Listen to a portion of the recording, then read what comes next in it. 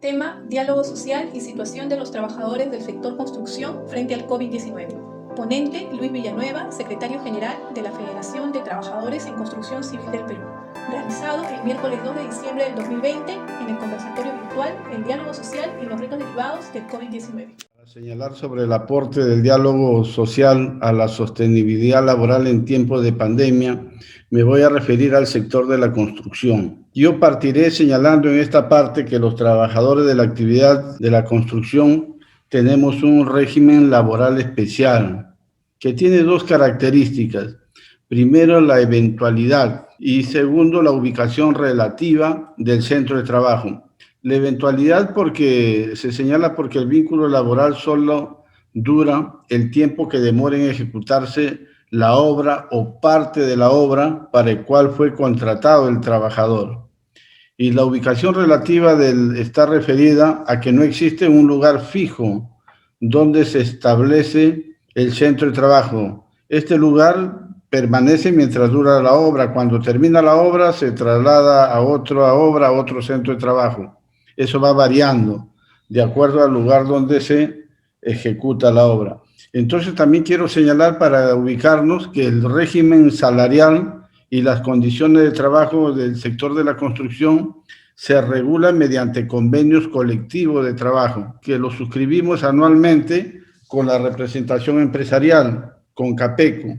Esta negociación es a nivel de rama de actividad. Es importante porque es un solo contrato de trabajo que regula las relaciones laborales de todos los trabajadores de esta actividad a nivel nacional. Nos encontramos incluidos en la actividad formal los trabajadores de la construcción en planilla del sector de la construcción y sindicalmente los trabajadores estamos organizados en sindicatos en torno a la Federación de Trabajadores en Construcción Civil del Perú.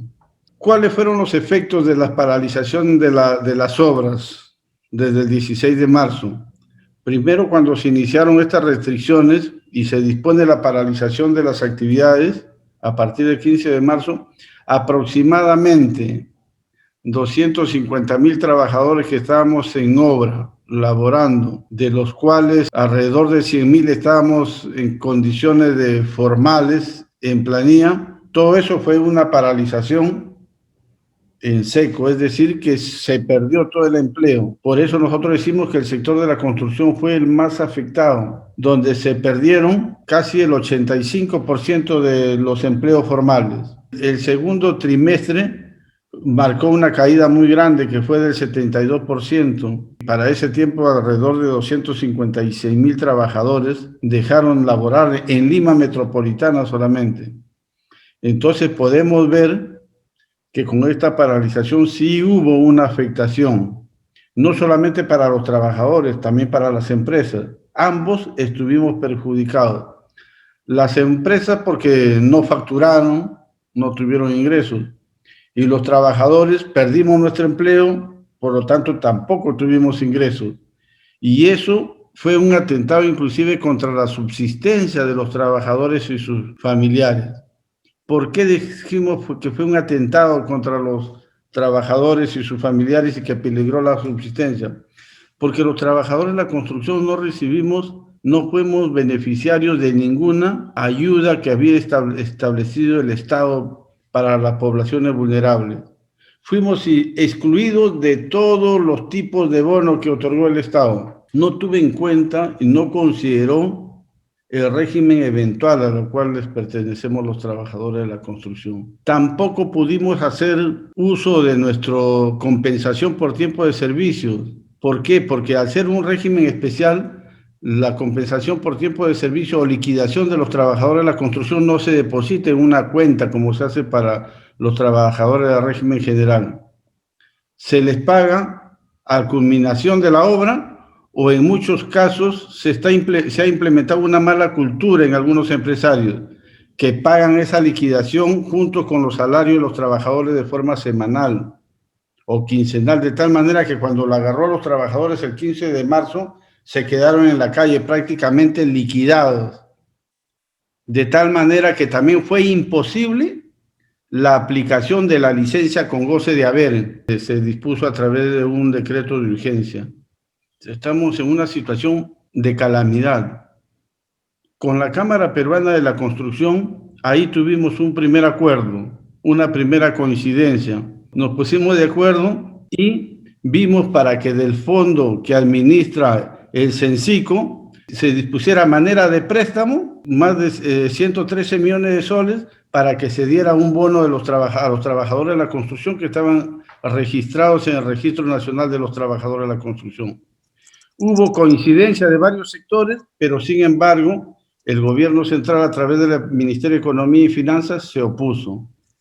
Posteriormente, preocupados porque nos habían considerado para que se reaperture las actividades de la construcción recién en la tercera etapa, también nos pusimos de acuerdo para tocar las puertas de los ministerios para que al sector de la construcción, a la actividad se le considerara en la primera etapa.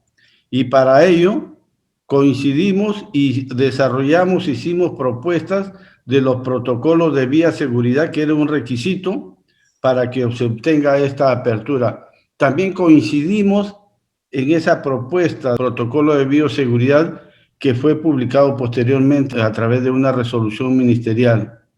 Pero para concretar eso tuvimos que realizar algunos eventos, por supuesto, de manera unificada. Es importante señalar el logro eso de la reapertura de las actividades de la construcción en la primera etapa, porque eso va vinculado con la generación o la protección de los empleos en tiempo de pandemia. Eso es importante. Referirme a esto en los comités sectoriales de reactivación del empleo que se están promoviendo en el Ministerio de Trabajo, y el cual también formamos parte ahí juntos con la Cámara Peruana de la Construcción, y ahí hemos planteado medidas potenciales de solución para reactivar pues la actividad de la construcción, para que se destrabe las obras y para que se genere empleo. Hay muchas medidas que hemos coincidido. Otra de las cosas que quiero señalar es que de manera conjunta también nos hemos puesto de acuerdo y hemos firmado convenios con la Asociación de Municipalidades del Perú para que los horarios sean flexibles en muchos distritos donde no se pueden hacer o ejecutar trabajos durante determinados horarios muy rígidos. Entonces, eso también tiene que ver con el empleo, y esto a través del diálogo y el entendimiento, que eso es bueno señalar.